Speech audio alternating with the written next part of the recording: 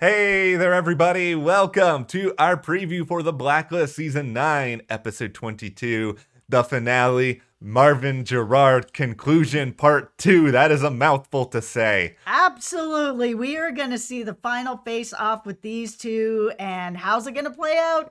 Reddington's probably going to win. I mean, come on. This is not going to all of a sudden switch to where James Spader leaves and now it's the Fisher-Stevens show. You're saying we're not going to get the Marvin list next season? We are not getting the Marvin list. He is busy over on Succession. Well, we'll take you guys through a lot of what we know is happening, what some of the things could be to look out for as we enter Season 10. I'm really excited for this finale. Here's something I feel like I can guarantee, knock on wood. This will be better than the Season 8 finale, which stunk. Oh my God. We're going there, huh?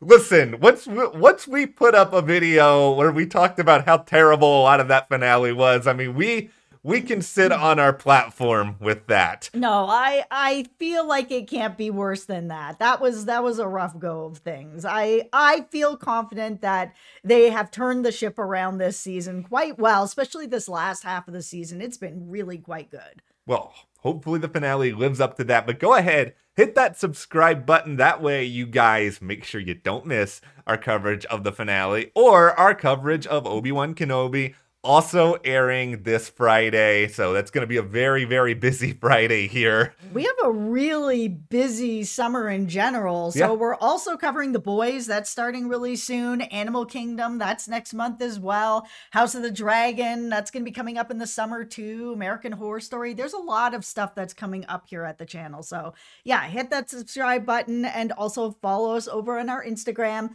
Matt and Jess TV.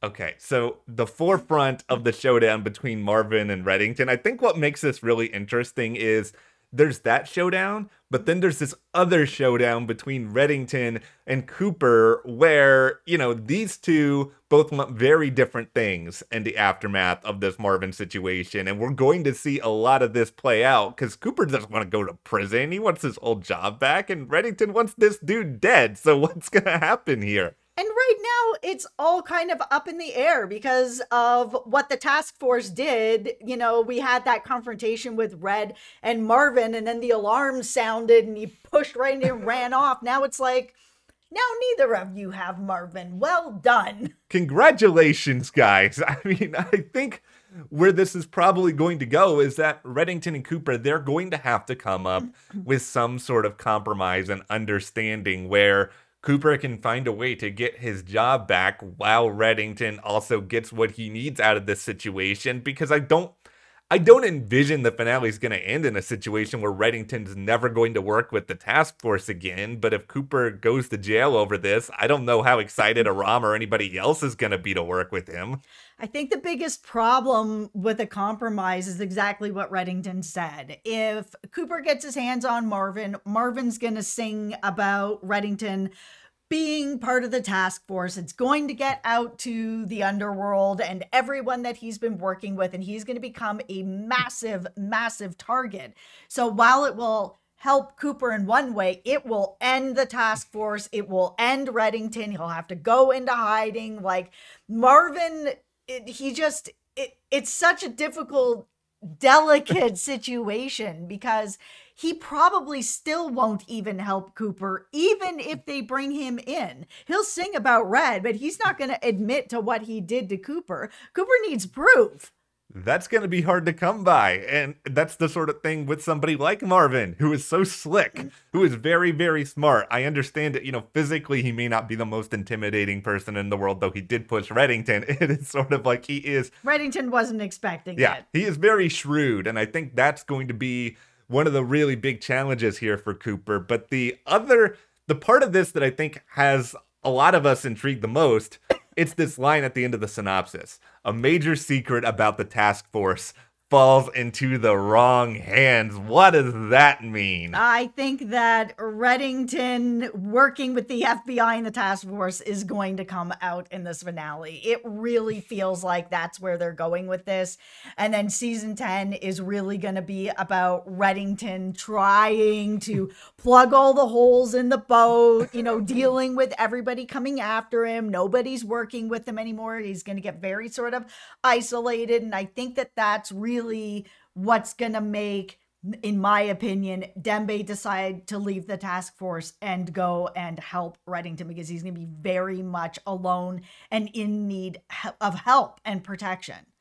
I'm going to love that. I want Dembe and Reddington back together. No offense to Ouija. It's just like that is sort of the core of this show. And yeah, I think this finale is kind of setting the stage a little bit for that. And, it's time now to make a reference that is very obscure from many decades ago that I don't know if anyone is going to care about other than me. All right, let's have it. All right.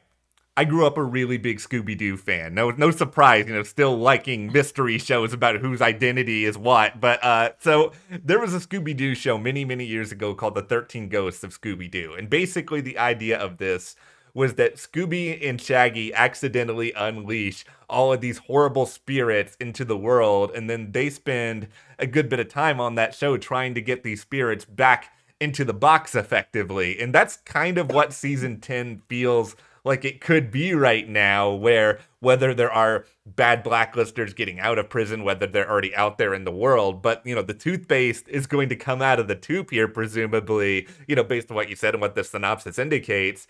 How is Reddington going to find a way to get these people back into the box, especially since they're going to see him coming now? I just don't think he can, honestly. I think once that's out, that's out. There is no putting the toothpaste back into the tube. And I think that's going to make for a very interesting shift in the show if they do continue on past season 10. I mean, is season 10 going to be the end? Nobody knows. They haven't announced anything like that. So they could have, more going on after this, where it's like, okay, everyone's after Reddington now. We saw him and Cooper at the end of this last episode basically be like, we're not friends anymore. We're not going to work together anymore. Man, but they're going to have to if Reddington doesn't have anyone in his empire anymore, and it's just kind of all gone to dust.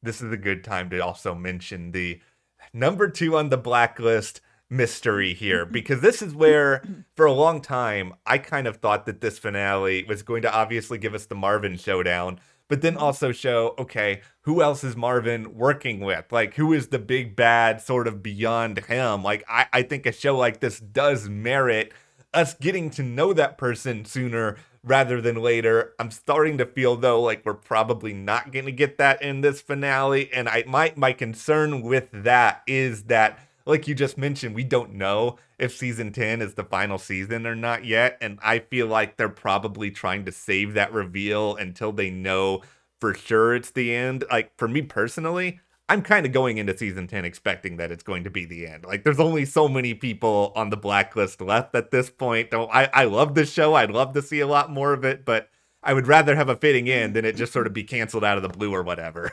Yeah, and I mean, a big theory that's been in this community for years now is that number 2 on the Blacklist is Reddington himself. I mean, that's been floated since, time. So with the idea then that Reddington's secret could be exposed and all these people are coming for him being on the Blacklist makes complete sense as number 2 with everybody coming after him.